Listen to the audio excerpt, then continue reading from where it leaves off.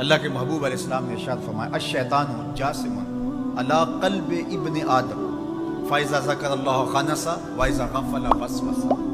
شیطان اولاد آدم کے دل پہ قبضہ جماتا ہے، اور جب یہ شخص اللہ کے ذکر سے غافل ہوتا ہے تو وہ قبضہ جما لیتا ہے، اور جب یہ اللہ کا ذکر کرتا ہے تو وہ بھاگ جاتا ہے۔ تو شیطان بھی کنٹرول کرنا چاہتا ہے تو وہ قلب انسانی پہ کنٹرول کرنا چاہتا ہے۔ جو دارالحکومت ہوتا ہے، جو دارالخلافہ ہوتا ہے، جو کیپٹل ہوتا ہے کسی بھی ملک کا، جب کوئی دوسرا ملک اس پہ حملہ آور ہوتا ہے تو اس کی کوشش ہوتی ہے کہ اس کے دارالحکومت پر قبضہ کر لیا جائے۔ دارالحکومت پہ قبضہ، پورے ملک پہ قبضہ تصور کیا جاتا ہے۔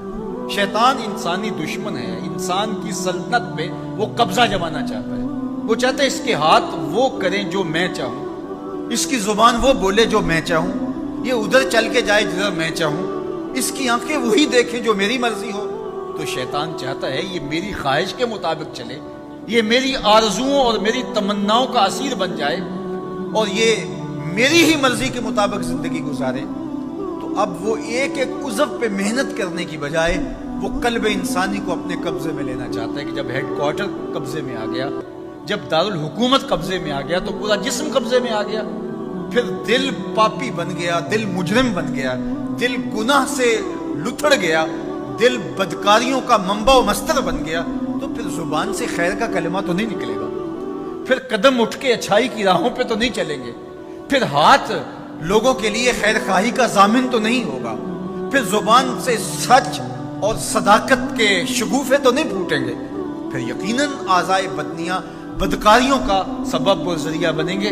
تو وہ قلب انسانی پہ جو ہے وہ قبضہ جمانے کی کوشش کرتا ہے۔ اب اس کا طریقہ کیا بتایا؟ میرے حضور نے فرمایا فَإِذَا ذَكَرَ اللَّهُ خَنَسَ، جب یہ اللہ کا ذکر کرتا ہے تو شیطان بھاگ جاتا ہے، وَإِذَا غَفَلَ وَسْوَسَ، اور جب یہ غفلت میں مبتلا ہوتا ہے تو شیطان وسوسہ اندازی کرتا ہے۔ ایک حدیث میں آتا ہے کہ شیطان محاذ قلب سے، یہ دائیں پہلو میں، انسان کے بائیں پہلو میں گوشت کا ٹکڑا ہے جسے دل کہتے ہیں، اور دل کے بالکل محاذ پیچھے پشت کی جانب سے جہاں دل ہے تو اس کی جانب سے شیطان اپنی سونڈ داخل کرتا ہے۔ یہ وہی جگہ ہے جہاں میرے اور آپ کے آقا و مولا حضور ختم المرتبت پر مہر نبوت لگائی گئی۔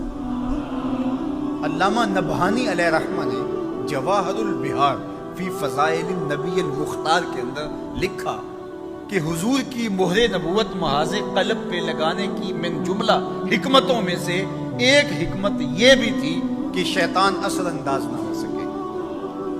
تو شیطان جب حملہ آور ہوتا ہے تو قلب انسانی میں اپنی سونڈ داخل کرتا ہے محاذ قلب سے، اور پھر وہ وسوسے القاء کرتا ہے، اور انسان چونکہ عقب سے حملہ کرتا ہے، جو دشمن حملہ کرتا ہے تو اس کو سامنے سے آ کے حملہ کرنے کی ہمت نہیں ہوتی، کمزور جب دشمن ہو تو وہ عقب سے سن لگاتا ہے، عقب سے دیوار پھاڑتا ہے اور قلعے پر قبضہ کرتا ہے، حملہ کرتا ہے۔ تو یہ بھی محاذ قلب سے اپنی سونڈ داخل کر کے وسوسے القاء کرتا ہے۔ پہلے اپنے لوگ بھیجتا ہے، پہلے اپنے جاسوس بھیجتا ہے، پہلے اپنے غدار بھیجتا ہے، اور وسوسہ القاء کرنے کے بعد پھر وہ انسانی قلب پر اپنا قبضہ جما لیتا ہے۔ جب پورا قبضہ انسانی بدن پر، انسانی قلب پر اس کا ہو جاتا ہے تو پھر پوری سلطنت انسانی، پوری سلطنت حیات، پھر بدن انسانی اس کے قبضے میں آتا ہے، پھر جو چاہتا ہے وہ کرتا ہے، چونکہ یہ اس کے قبضے میں ہوتا ہے۔ اب اس کا طریقہ کیا بتایا؟ میرے اور آپ کے آقا و مولا حضور ختم المرتبت نے فرمایا کہ اگر اللہ کا بندہ ذکر کرتا رہے تو شیطان بھاگ جاتا ہے، اور اگر اللہ کا ذکر چھوڑ دے تو یہ وسوسہ اندازی کرتا ہے۔ تو جب تک دل ذکر کے نور سے معمور رہے تو شیطان حملہ آور نہیں ہو سکتا۔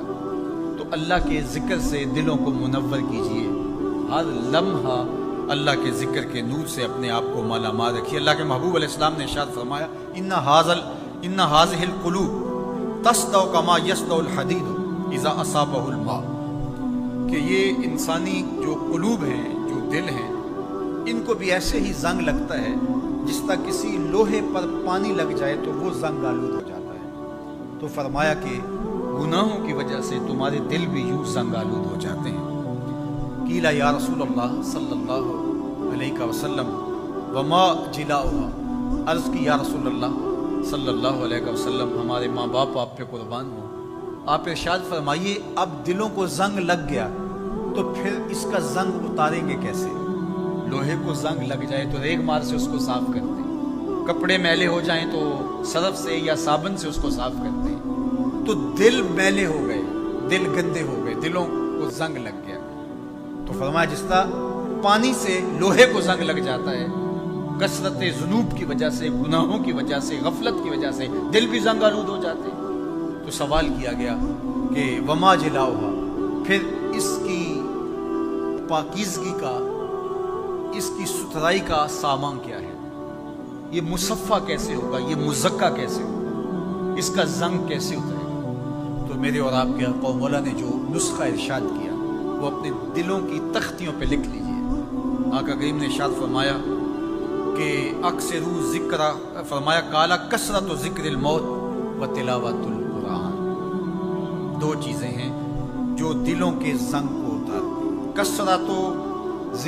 کثرت و ذکر الموت، ایک موت کا کثرت کے ساتھ تذکرہ، بار بار موت کو یاد رکھو، موت کو دھیان میں رکھو، موت کو خیال میں رکھو۔ حضور نے فرمایا لذتوں کو توڑنے والی کو کثرت سے یاد کرو۔ عرض کی گئی لذتوں کو توڑنے والی کیا چیز ہے؟ فرمایا الموت، موت۔ جب موت کا خیال مستحضر رہے گا، جب ہر وقت خیال میں یہ بات رہے گی کہ یہ میرا حقیقی ٹھکانہ نہیں دنیا، یہ کچھ عرصے کے لیے میرا مستقر ہے، اس کے بعد پلٹ کے میں نے کہیں اور جانا ہے، تو پھر دنیا کی لذتوں میں بندہ کھو نہیں جائے گا، بلکہ اس جہان کے لیے تیاری کرے گا جہاں اس